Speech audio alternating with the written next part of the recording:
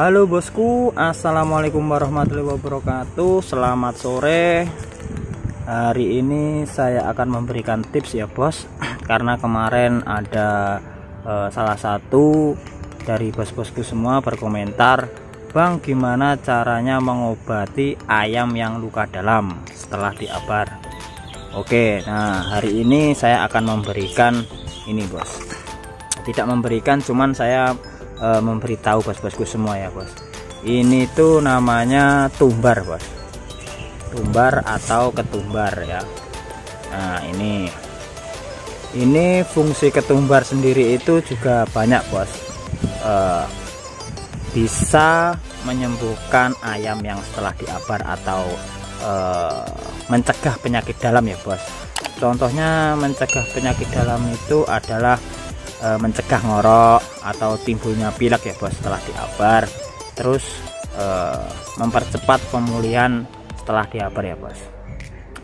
Biasanya kalau bos-bosku ngabar ayam yang masih muda 2 hari setelah abar, kasih saja 2 butir atau 3 butir ya bos.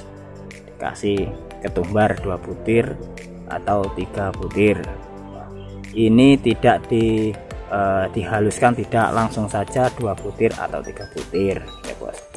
Nah kalau untuk mencegah timbulnya pilek ya kan, atau ngorok, bisa dikasih ini ya kan, beberapa butir saja, dihaluskan bisa, tidak dihaluskan juga bisa, terus ditambah bawang putih ya bos.